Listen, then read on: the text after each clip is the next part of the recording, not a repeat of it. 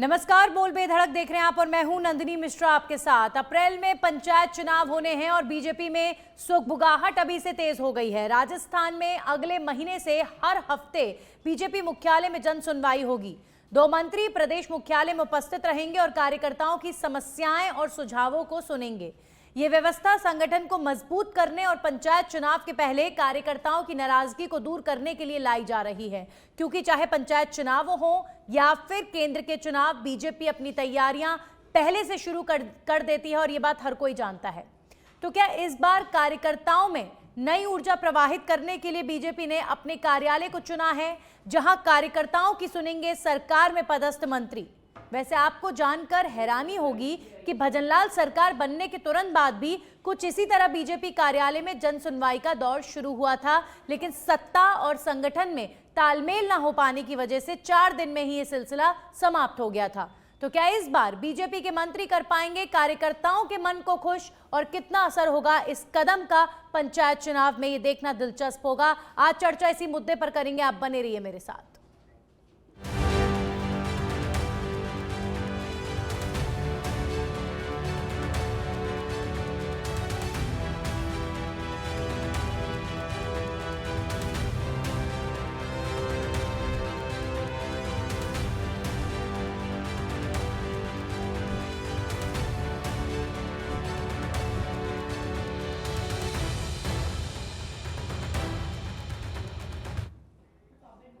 तो आलाकमान से निर्देश मिले हैं और प्रदेश आलाकमान भी पंचायत चुनाव में किसी तरह का लूपहोल ना छूट जाए। अंत में बीजेपी की करारी हार के बाद बीजेपी और ज्यादा पंचायत चुनाव की तैयारियों को लेकर तेज गति में चलती नजर आ रही है और इसीलिए मंत्रियों को ये जिम्मेदारी दी गई है कि जो बीजेपी के कार्यकर्ता हैं और तमाम लोग हैं, उनकी वो सुने, उनकी समस्याओं को सुने, उनके क्षेत्रों की समस्याओं को सुने और उनके सुझावों को तवज्जो दी जाए। उनको दरकिनार महसूस नहीं होना चाहिए, क्योंकि हर कोई जानता है कि अल्टीमेटली वो कार्यकर्ता होता है जो पार्टी को चुनाव जितवाने के लिए जी तोड़ मेहनत करता है और फिर परिणाम आते हैं।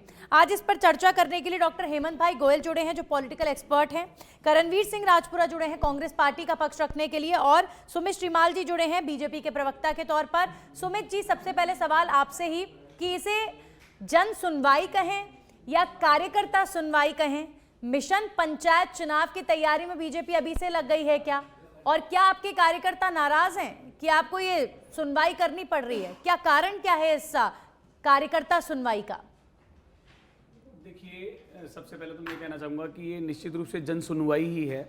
ऐसा नहीं कि सिर्फ भारतीय जनता पार्टी के कार्यकर्ताओं की ही वहाँ पर सुनवाई होगी, सुनवाई आम जनता की भी होगी। और मैं तो ये मानता हूँ कि अगर कोई कांग्रेस के कार्यकर्ता को भी कोई समस्या हो तो वो भी वहाँ पर जा सकता है। लेकिन ये निश्चित रूप से सिर्फ पंचायत के चुनाव की तैयारी को लेकर के नहीं, क्योंकि तैयारियाँ तो पूर्व के कार्यों को लेकर के, लगातार जो विकास के कार्य हो रहे हैं उसको लेकर के जनता वोट देती है।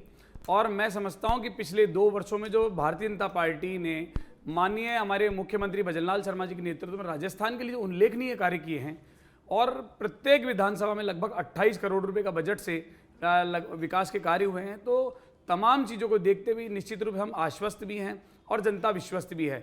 देखिए कि वहाँ पर जाकर के कार्यकर्ताओं की सुनवाई होगी, लेकिन ये राह बढ़ाने का कार्य इसको आप कह सकते हैं।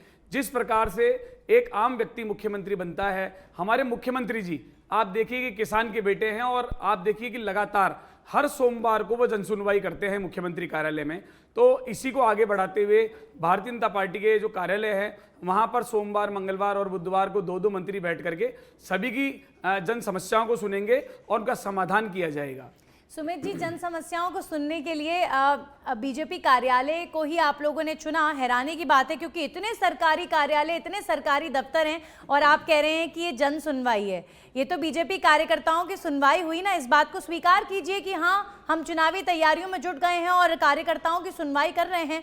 कोई दिक्कत नहीं है, मंत्री अगर अपने बिजी शेड्यूल से बीजेपी के कार्यकर्ताओं के लिए समय निकाले तो हर्ज क्या है, क्योंकि बीजेपी के अल्टीमेटली नेता हैं वो लोग, तो अपनी पार्टी के कार्यों को समय दे सकते हैं। तो इस बात को स्वीकार करने में क्या आपत्ति है? आप कह सकते हैं कि हाँ, ये कार्यकर्ताओं की सुनवाई है। और अगर जन सुनवाई है तो बीजेपी कार्यालय ही क्यों चुना? फिर आप चुनते कोई सरकारी कार्यालय, कोई सरकारी दफ्तर। देखिए, सभी जगह जन सुनवाई जिस प्रकार चल रही है, चाहे वो मंत्रियों की हो, मैंने अभी आपको बताया कि प्रत्येक विधानसभा में सुनवाई कई जगह हो रही है। और माननीय मुख्यमंत्री भजनलाल शर्मा जी खुद सीएम हाउस पर जब जनसुनवाई करते हैं और निश्चित ही कार्यकर्ता, मैंने आपको बताया कि भारतीय जनता पार्टी का कार्यकर्ता निश्चित रूप से वहां पर रहते भी हैं और सहज रूप से वो अपनी समस्याएं भी अवगत करा सकते हैं। तो मैंने बताया कि राह को बढ़ाने का कार्य है, जहां जन सुनवाई की जा रही है, कई जगह जन सुनवाइयों के कार्य चल रहे हैं, उसको लेकर के ये दूसरी तीसरी राह बढ़ाने का कार्य है, जिसमें जनता के विकास को और गति मिलेगी। और पूर्व के 2 वर्षों के कार्य तो आप सभी के सामने हैं ही। ठीक है, आप ये कह रहे हैं सुमित जी कि पार्टी के कार्यकर्ताओं को मुख्य तौर पर तवज्जो दी जाएगी,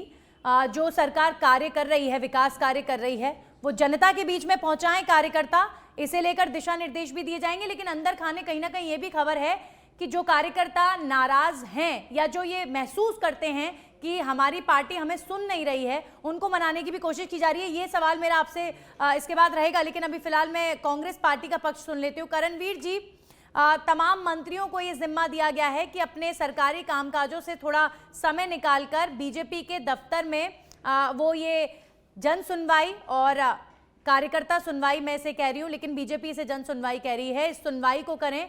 आप इसे किस तरीके से देखते हैं? अगर पंचायत चुनाव की तैयारी के लिए बीजेपी अभी से जुट गई है तो ये अच्छी बात है। नंदिनी जी, उपचुनाव में जो हार मिली उसकी हताशा साफ तौर से देखने को मिल रही है। इस सरकार में नीतियां एक और है, मंत्री एक दूसरी ओर है और अफसरशाही तीसरी ओर है। इन तीनों के बीच कोई तालमेल नहीं है, विकास नहीं। इन्होंने केवल राजस्थान की जनता को झूठा ज्ञान देने का काम किया है। हर प्रोजेक्ट कागज पर है, हर योजना आधी अधूरी है, हर वादा डेडलाइन से आगे है। यह डबल इंजन की सरकार नहीं, डबल फेलियर की सरकार है। अब ये नया जुमला लेके आएंगे, हम कार्यालय में सुनवाई करेंगे। कांग्रेस तो पहले आरोप लगाती आई है कि ये सरकार चलाना ही आरएसएस के मुख्यालय से और बीजेपी कार्यालय से चाहते हैं। तो थाने, तहसील, पटवार भवन, पंचायत भवन किस लिए खोले भाई? किस लिए सरकार के आम आवाम को अफसरशाही को लेके बैठे हो आप? सरकार के अफसरों से आपकी बढ़ नहीं रही, पंचायत राज आप चुनाव करा नहीं रहे, नगर निकाय चुनाव में आप जा नहीं रहे, और जब आप उपचुनाव में गए तो आपको मुखी खानी पड़ी। तो ये साफ तौर से संकेत है कि भजनलाल की सरकार पूरी तरह से फेल है। बिजली के नाम पर, पानी के नाम पर, शिक्षा के नाम पर, चिकित्सा के नाम पर, और सबसे बड़ा फेलियर इनके मंत्री रहे। चाहे चिकित्सा मंत्री की बात करूं, चाहे शिक्षा मंत्री की बात करूं। नंदिनी जी, ये बात करते हैं जन सुनवाई की। आप बताइए, जालोर के अंदर एक 80 वर्षीय माँ हवा कंवर अपने बेटे के न्याय दिलाने के लिए, जिसकी 1.5 साल पहले हत्या हो गई थी, हत्याकांड हो गया था, उसको देखकर अनशन पर बैठी है। अब इनको बताइए, वो सड़क पर इस ठंड के अंदर, ठिठुरन के अंदर, खुले में 80 साल की वृद्ध माँ अनशन कर रही है, मांग कर रही है उसको न्याय मिले। करणवीर जी, इनको चाहिए भाजपा कार्यालय में। करणवीर जी, ये तो बड़ी विडंबना है पूरे प्रदेश ही नहीं देश के लिए कि जो कमजोर माएं हैं, सुनिए, ये तो कई वर्षों से पुकार को सरकारें कई बार नहीं सुनती हैं। ठीक है, मैं मानती हूँ, जनता की सुनवाई जनता के मुख्यालयों पे होनी चाहिए, ठीक है, अपने पार्टी कार्यालयों में बिल्कुल ठीक कहा आपने कि जो पीड़ित हैं उनकी सुनवाई कहीं पर भी हो, पार्टी कार्यालय आप ये कह रहे हैं कि सही जगह नहीं है। मैं कह रही हूँ कि अगर उन्होंने पंचायत चुनाव के मद्देनजर तैयारी भी शुरू कर दी है तो इसमें हर्ज क्या है? ये उनका हक है। लेकिन आप बताइए, आपने तैयारी शुरू की क्या? कांग्रेस पार्टी की कोई तैयारी है? चुनाव जीतने से पहले तैयारी, चुनाव जीतने के बाद तैयारी, चुनाव के 1 महीने के बाद तैयारी। इसी तैयारी के नाम पर राजस्थान को 2 साल तक इन्होंने ठगने का काम किया है। सारी योजनाएं खा गए, चिकित्सा खा गए, शिक्षा खा गए, रोजगार खा गए, नौकरियों का झूठा वादा कर ये सरकार है, और कहने सुनने के लिए कुछ नहीं है। तभी आज इस देश, इस प्रदेश का दुर्भाग्य है कि 80 वर्षीय माएं आज धरने में बैठी है, अनशन में बैठी है। उनकी पुकार 1.5 साल पूरे होने के बाद भी कोई सुनने के लिए तैयार नहीं है। इनके मंत्री, इनके संतरी, इनके विधायक सब लाचार है, और इस लाचारी का सबूत राजस्थान की 30 सेकंड का रिएक्शन ले लेती हूं, फिर मैं हेमंत भाई गोयल का रुख करूंगी। आप सुमित जी, बड़ा प्रश्न उठाया है कि सुनवाई जिनकी करनी है उनकी करते नहीं है आप, और बीजेपी कार्यालय में आप ये जो सुनवाई कर रहे हैं वो खुद कह रहे हैं कि सरकारी दफ्तर कम पड़ गए हैं क्या, जो आप बीजेपी दफ्तर में सुनवाई कर रहे हैं? आपने सभी आरोपों को सुना, जवाब दीजिए, फिर उसके बाद हेमंत जी का रुख। देखिए नंदिनी जी, वो कहते हैं कि दुखे कटे और बतावे कटे। लगातार देश में जिस प्रकार से कांग्रेस की हार हो रही है, तो वो हार की ठीस इनको अभी बहुत सता रही है, इनके बड़े नेताओं से लेकर के प्रवक्ताओं तक। लेकिन मैं ये कहना चाहूंगा, जब विकास को गति मिली हुई है और गति को एक नई राह और मिलने वाली है, तो इसमें समस्या क्या है? लेकिन समस्या, मैंने बताया ना कि समस्या वहां है कि लगातार जो हार हो रही है उसको ये अब बता नहीं पा रहे, मुद्दा ही है। कौन सा पाठ और पढ़ाओगे? पिछले 2 दिल्ली वर्षों मुख्यालय बुला के। में अगर 5 साल के कार्यों को अगर तुलनात्मक अध्ययन किया जाए नंदिनी जी, ठीक तो है। स्थिति यह है कि 2 वर्सेस 5 साल, तो 2 साल में उतने कार्य हो चुके जो ठीक है, इन्होंने 5 साल में कांग्रेस भी नहीं पार्टी किए। कह रही है कोई खुद काम के नहीं हो गिरेबान रही, में कोई झांकते काम नहीं नहीं है हो रहा, और बीजेपी कह रही है दूसरों की बहुत बात सारे करते काम हैं। हो गए। लेकिन बहरहाल, हमने हमारा हेमंत जी, फर्ज पूरा किया ठीक है। है, आप हमने गिना हमारा दो, संकल्प एक पत्र कोई दिया है, एक योजना सेकंड। जो आपने शुरू की हो ऐसे बता करने दो। से काम नहीं चलेगा। कोई शिक्षा अभी में झूठ पाखंड चिकित्सा नहीं में चलेगा। कोई डेवलपमेंट जनता किया तो आप बता लगातार दो। परिणाम दे रही है। जुमले अब मारने ऐसे से झूठे जुमले टाइम तो पास हो सकता है, कांग्रेस सरकार ठीक नहीं है, कर ठीक सकती है, है। हम इस हमारे तरीके से नेता तो झगड़कर लगातार टाइम जो पास ना गरीब करें शिक्षा सर, समय बेटा, हमारे पास बड़ा किसान लिमिटेड का है। बेटा तो लगातार हेमंत जी, फील्ड में रहता है नंदिनी ठीक है, जी। हेमंत जी जो हमारे तो तीसरे शर्म तो प्रवक्ता है कांग्रेस पॉलिटिक्स, वाली ठीक है, चाहिए, सुमित जी लेकिन हेमंत जी ठीक का है। रुख कर लेते हैं।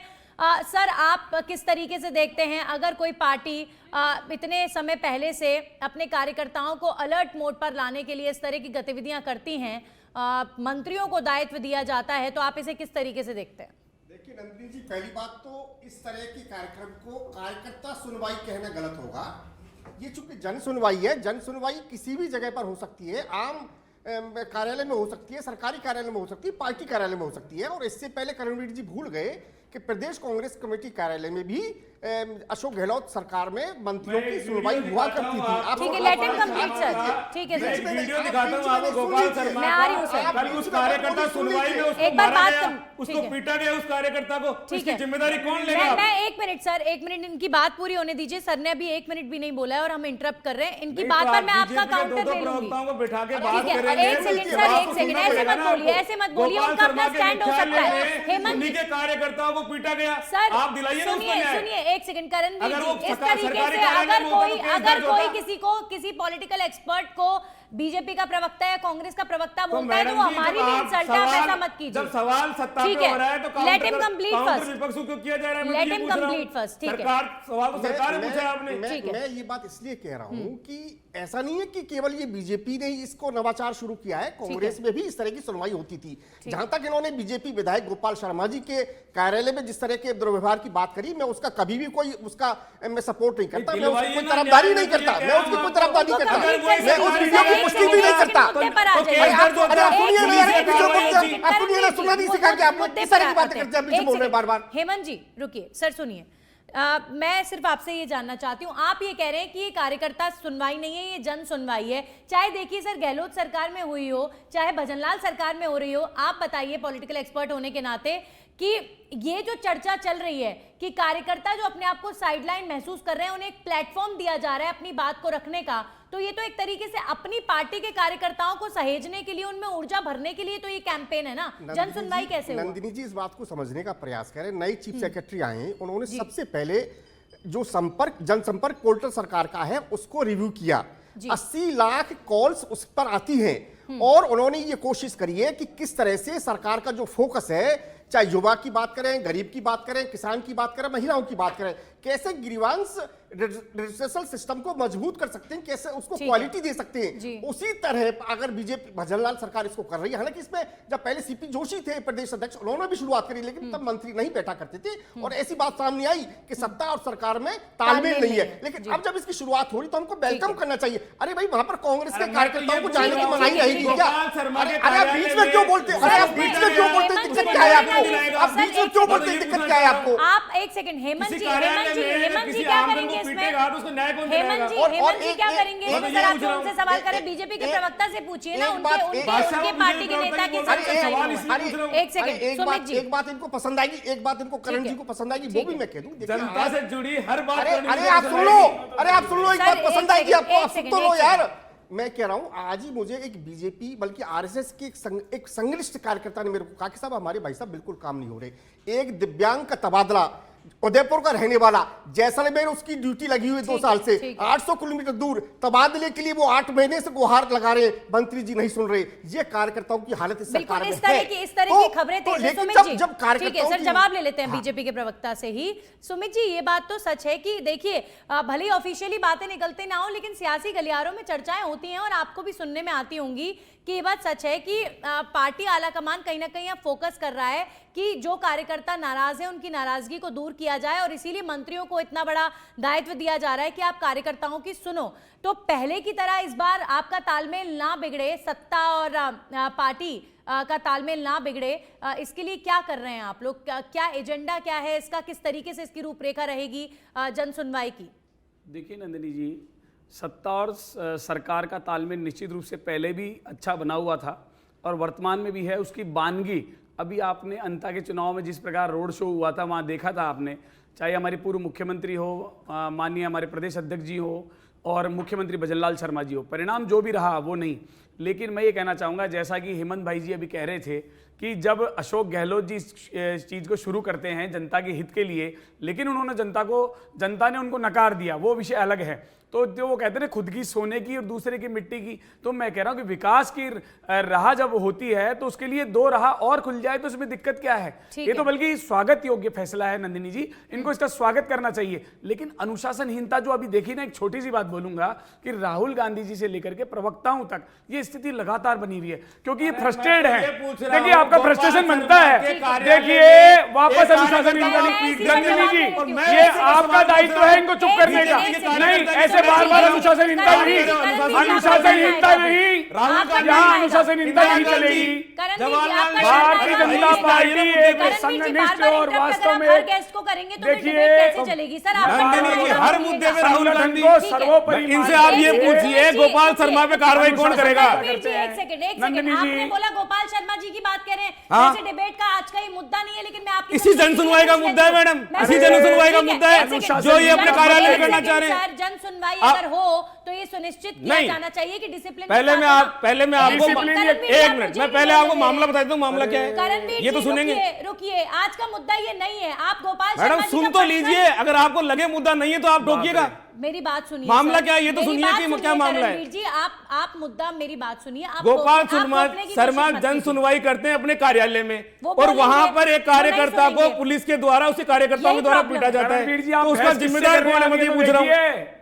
सुनिए तो सही भाई, कोई अपना डिबेट का मुद्दा खराब हो जाएगा, आप इनकी डिबेट जन सुनवाई का ही मुद्दा था वो। ठीक है, गोपाल शर्मा जी की जन सुनवाई में जो विवाद हुआ, हाँ, तो उसका जिम्मेदार कौन होगा? ठीक है, उसका जिम्मेदार किसी की सरफुटबल होगी तो उसका जिम्मेदार कौन होगा? काम करते हैं, मैं अपनी टीम को ही सजेस्ट कर दूंगी ये मुद्दा, कल अगर इस पर डिबेट हो पाए तो आप फिर आइएगा, मैं आपको इन्वाइट करती हूँ और बात कर लेंगे। अब आज का जो मुद्दा है उस पर बात कर लें। बीजेपी के दफ्तर में पंचायत चुनाव को लेकर माना जा रहा है तैयारी तेज हो गई है। आप बताइए, कांग्रेस पार्टी क्या तैयारी कर रही है पंचायत चुनाव के लिए? है कोई तैयारी आपकी सर? नंदिनी जी, कांग्रेस पार्टी गांव-गांव, ढाणी-ढाणी, वार्ड-वार्ड जा रही है।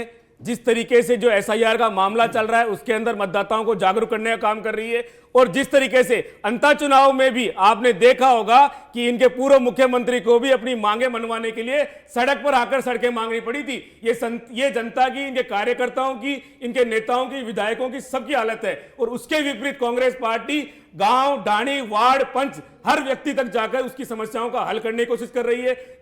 इन्होंने लगातार 22 महीनों के अंदर पंचायती राज को नुकसान पहुंचाया। नगर निगम का कार्यालय पूरा होने के बाद में, हाईकोर्ट की बड़ी फटकार लगने के बाद में एक विशेष चेतावनी हाईकोर्ट ने दी है कि अप्रैल माह तक चुनाव पूरे करवाने होंगे ही होंगे। उसके बाद ही भारतीय जनता पार्टी चुनाव को लेकर सीरियस नहीं है। ये चाहती है कि लोकतंत्र की जो सबसे छोटी इकाई है उसको कमजोर किया जाए, लोगों की आम जरूरतों को बंद किया जाए, जो वेलफेयर स्कीम है उनको बट्टा लगाने का काम किया जाए। कुल मिलाकर इन्होंने राजस्थान की जनता का, शासन प्रशासन का बट्टा बैठाने का काम किया है। हेमंत जी, ये जो आरोप लग रहा है, मैं इससे पहले सुमित जी का रिएक्शन लूं। देखिए, ये कोई पहले प्रवक्ता नहीं है जिनके मुंह से हम ये सुन रहे हैं। बहुत सारे पॉलिटिकल एक्सपर्ट भी कहते हैं कि बेशक आप पंचायत चुनाव की तैयारी के लिए इतनी कवायद कर रहे हो, लेकिन प्रदेश में ब्लेम किया जा रहा है सरकारी तंत्र को कि इन्होंने प्रदेश में चुनाव नहीं होने दिए, ये चुनाव होने नहीं दे रहे हैं। तो तैयारियां पंचायत चुनाव को लेकर अगर हो रही हैं तो हम मानकर चलें कि चुनाव भी हो जाएंगे।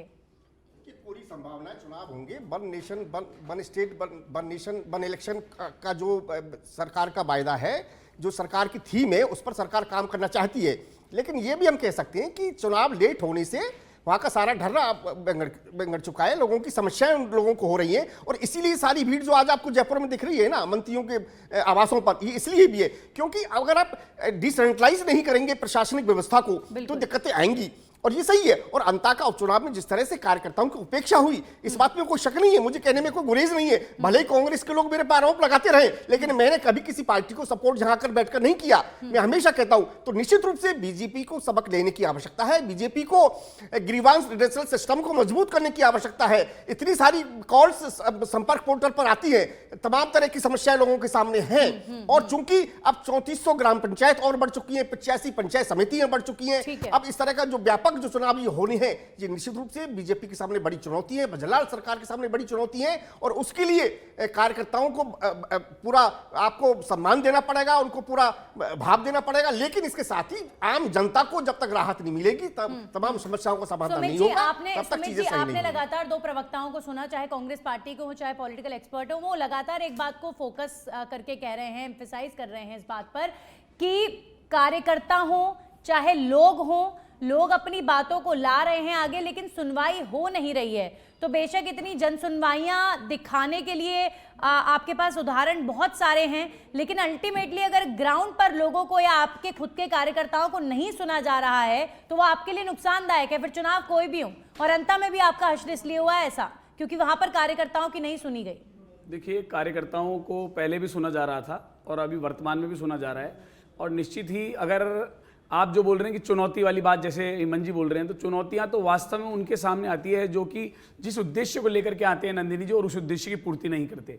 लेकिन भारतीय जनता पार्टी एक आम सामान्य व्यक्ति को जब मुख्यमंत्री बनाते हैं, तो गरीबों की, किसानों की, एक मध्यम वर्गीय की और धरातल से जुड़ी हुई समस्याओं को वो जानते हैं। लगातार उसी के लिए फील्ड में रहने के लिए आप देखिए कि माननीय मुख्यमंत्री भजनलाल शर्मा जी जिस प्रकार से जो अतिवृष्टि हुई थी, लगातार राज्य में जिस प्रकार से वो दौरे कर रहे थे, हमारे जिस प्रकार से किरोड़ी लाल जी लगातार फील्ड में रहते हैं, आप देखिए मदन दिलावर जी लगातार औचक निरीक्षण या लगातार जो निरीक्षण कर पा रहे हैं। मैं बार बार कह रहा हूं कि ये धरातल से जुड़े हुए कार्यकर्ताओं की, एक सामान्य कार्यकर्ताओं की पार्टी है, और इसका परिणाम जनता लगातार दे भी रही है। लेकिन मैं आपको एक निवेदन करना चाहूंगा, ये लोकतंत्र की बात करने वाले ये भूल जाते हैं कि ये लोकतंत्र का गला घोटा इन्होंने सबसे बड़ा जब किया था, तो उस बात को ही भूल गए 1975 1993 की स्थितियों को।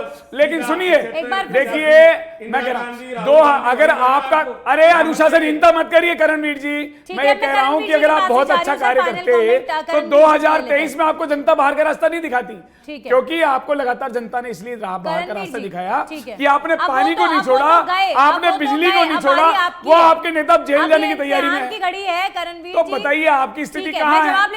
लेकिन अभी शर्म आने का विषय है, उसके बाद भी आप लगातार बीच में अनुशासनहीनता कर रहे हैं। जनता ने जो मैंडेट दिया उसका सहर्ष सम्मान है, चाहे हमारे पक्ष में हो चाहे विपक्ष में हो, पर उसका सम्मान करने की आवश्यकता भारतीय जनता पार्टी को है। आप देखिए, जालोर के अंदर 80 वर्षीय मां अगर आज धरने पे बैठी है, पिछले 10 दिन से वो अनशन पे है, भूख हड़ताल पे है, इसकी जिम्मेदारी कौन है? इतना ही जमीन से जुड़ा हुआ मुख्यमंत्री चुना है आपने, तो जाके पूछे ना क्योंकि वो वहां बैठी है। अरे इस बात को भूल गए, आप ही नेताओं के खिलाफ बैठते थे, मंत्री नहीं भूल है गए आप? 80 साल की क्या बात करते हो? आपका दिन उनके गरिमा में देखते नहीं हो और दूसरों की बात करते हो। 1.5 साल पहले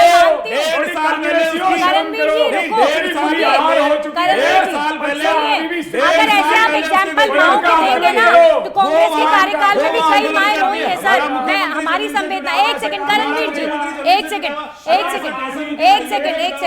मुद्दे की बात ही नहीं हो पाती सर। आप मेरी एक सेकंड सुमित जी, मैं करणवीर जी, जो माँ बैठी हैं उनके साथ हमारी संवेदना, लेकिन ऐसी कई माएं हैं जो कई वर्षों से इसी तरीके से कई मुद्दों पर रोती हैं, चाहे बच्चियों के साथ। मैं वही कह रही हूँ आपसे कि आप पहले आप मेरी बात सुनिए, न्याय की आवाज आप इस मंच पर उठा रहे हैं दूसरे मुद्दों को लेकर, अच्छी बात है सर, लेकिन मेन जो मूल मुद्दा है उस पर भी बातचीत कीजिए। और बात यह है कि बीजेपी अब तेजी से तैयारी कर रही है चुनाव की, और आपके लीडर्स अभी भी केंद्र में अलर्ट मोड पर है, यहाँ पर दिखाई नहीं दे रहे। मेरा अति सम्मानीय प्रवक्ता से निवेदन है कि ये बार बार वन स्टेट वन इलेक्शन की बात करके चुनाव को टाल रहे हैं 22 महीनों से। अरे रुक जाइए ना, उनका टर्न है सर, एक सेकंड सर, 30 सेकंड, समय नहीं है sir. One state one election को लेकर आप 22 महीनों से राजस्थान की जनता को गच्चा दे रहे हैं। आप मुझे बता दीजिए इस चैनल पे आपने क्या मसौदा तैयार किया है? ठीक है सर, बार बार आपको समय की लगा थोड़ी रहा कमी, है कि आप अपना परिसीमन कीजिए, आप वार्डों का परिसीमन कीजिए, पंचायतों का कीजिए। आपने क्या करके दिखाया, आप वो बताइए। चलिए ये अप्रैल में पता चल जाएगा क्या होता है क्या नहीं होता है। शुक्रिया सभी प्रवक्ता जुड़े। अप्रैल में पता चल जाएगा 1 नेशन 1 इलेक्शन 1 स्टेट 1 इलेक्शन का क्या होता है, ये जल्दी पता चल जाएगा। लेकिन वहीं बीजेपी और कांग्रेस पार्टी दोनों के लिए आने वाला जो समय है वो इम्तिहान की घड़ी होगी। बीजेपी को ये सिद्ध करना होगा कि हमारे 2 साल के कामकाजों से जनता खुश है या नहीं। वहीं कांग्रेस के लिए चुनौती होगी कि सरकार के कामकाजों को लेकर, सरकार की कमजोरियों को लेकर कांग्रेस किस तरीके से कैंपेन करती है या फिर जनता को प्रभावित कर पाती है। इसी के साथ ही खास पेशकश में इतना ही। नमस्कार।